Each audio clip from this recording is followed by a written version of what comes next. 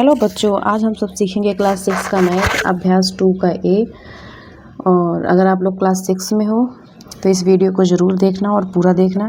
तो चलिए हम बताते हैं क्लास 6 के अभ्यास 2 के ए में क्या क्वेश्चन दिए हुए हैं। पहले क्वेश्चन है सबसे छोटी पूर्ण संख्या बताइए। तो इसमें सबसे छोटी पूर्ण संख्या पूछा है। पहले आप लोग ये जान लीजिए पूर्ण संख्याएँ होती क्या चीज़ है, ठीक है। तो पहले पूर्ण संख्या जान लीजिए, उसके बाद हम जानेंगे कि सबसे छोटी पूर्ण संख्या क्या होती है। तो लेसन का नाम है पूर्ण संख्या है। पहला क्वेश्चन भी दिया हुआ है पूर्ण संख्या से। पहले हम लोग जानेंगे पूर्ण संख्याएं होती क्या चीज़ हैं। पूर्ण संख्याओं को हम 0 से लेके अनंत तक संख्या को पूर्ण संख्या कहते हैं। तो 0 1 2 3 4 5 6 7 ऐसे ऐसे करके अनंत तक संख्याओं को हम क्या कहते हैं, इनफाइनाइट अनंत। अनंत तक संख्याओं को हम पूर्ण संख्या कहते हैं। इसमें पूछा है कि सबसे छोटी पूर्ण संख्या बताइए। तो सबसे छोटी पूर्ण संख्या क्या है, ये 0 हमारा सबसे छोटी पूर्ण संख्या हो जाएगा। तो हमारा क्वेश्चन जो था वो था कि सबसे छोटी पूर्ण संख्या बताइए। तो सबसे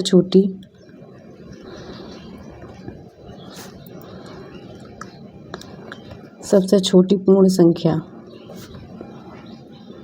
तो क्या हो जाएगा, 0। उसके बाद दूसरा क्वेश्चन देखिए स्टूडेंट्स। दूसरा दिया हुआ है संख्या रेखा पर निम्नांकित पूर्ण संख्याओं को प्रदर्शित कीजिए। ये क्वेश्चन दिए हुए कुछ अंक दिए हुए हैं, इसको क्या करना है, रेखा पर प्रदर्शित करना है। तो चलिए हम पहले एक रेखा बना लेते हैं।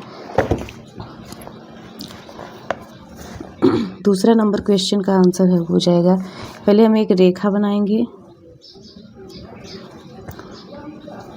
रेखा पे दिया हुआ है क्वेश्चन हमारा है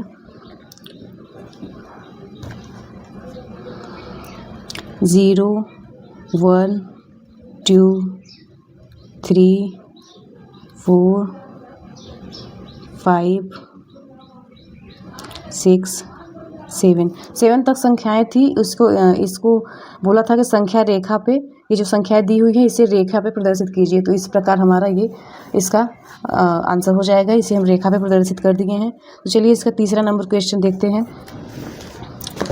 तीसरा नंबर दिया 3 क्रमागत पूर्ण संख्याओं में पहली और तीसरी का योगफल 28 है, संख्याएं ज्ञात कीजिए। तो 3 क्रमागत पूर्ण संख्याओं में पहली और तीसरी का योगफल दिया हुआ है। तो पहले हम मान लेंगे 3 क्रमागत संख्याएं। तो लिखेंगे माना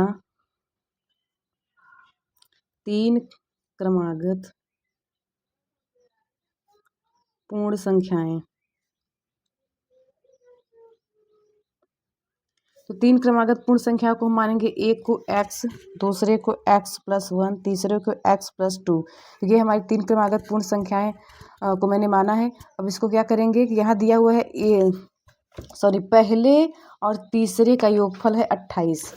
एक बार क्वेश्चन आप लोग फिर से देख लीजिए। दिया है 3 क्रमागत पूर्ण संख्याओं में पहली और तीसरी का योगफल 28 है। तो पहले और तीसरे का योगफल दिया हुआ है 28।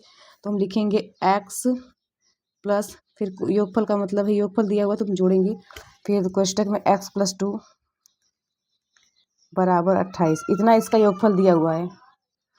इसको सॉल्व करेंगे, इसका ब्रैकेट हटेगा तो x + 2 बराबर 28।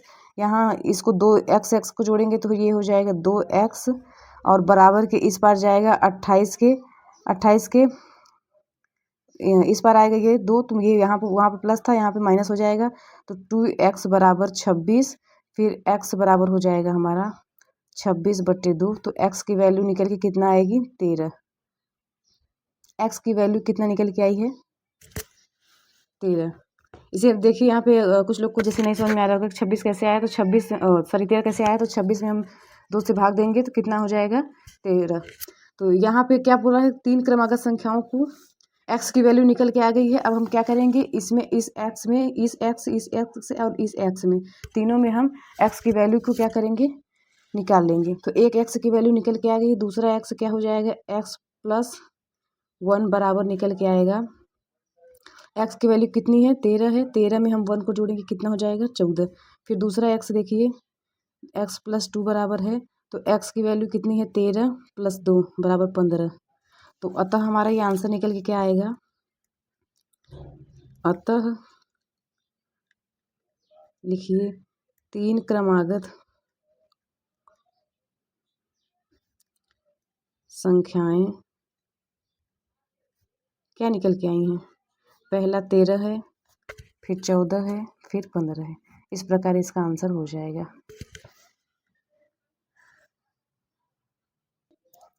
इसका 4th नंबर देखिए दिया है, यदि 3 क्रमागत पूर्ण संख्याओं में मध्य की संख्या 39 हो तो तीनों संख्या ज्ञात कीजिए। इसका मध्य दिया हुआ है, पहला और तीसरा निकालना है। तो चलिए देखते हैं कैसे निकलेगा। मध्य की संख्या दिया हुआ है, मध्य की संख्या कितना है,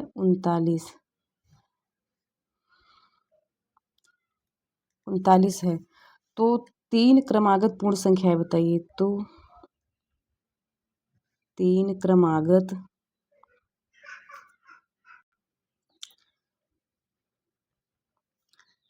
क्रमागत पूर्ण संख्याएं, यहाँ पे स्टूडेंट्स ध्यान दीजिए, दिया हुआ है मध्य की संख्या 39, ठीक है।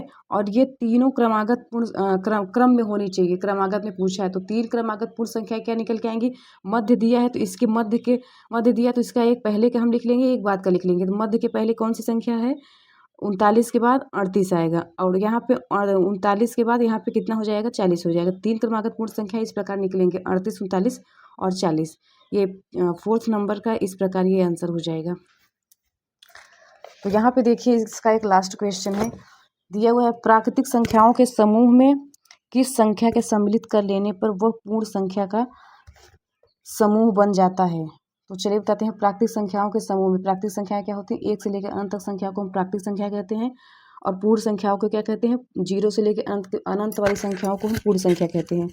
तो यहाँ पे क्या हो जाएगा, प्राकृतिक संख्या में हम 0 को जोड़ देंगे तो पूर्ण संख्या निकल के आ जाएगी। चलिए बताते हैं आप सभी को प्राकृतिक संख्याएं पता है।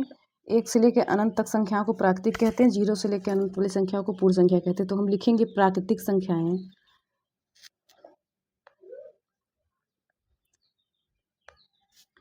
प्राकृतिक संख्याएं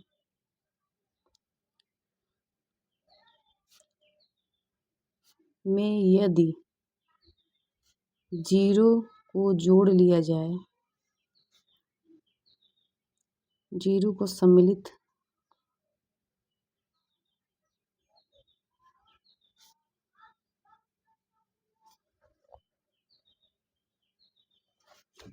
कर लेने पर वह क्या बन के आ जाएगा, पूर्ण संख्या का समूह बन जाएगा।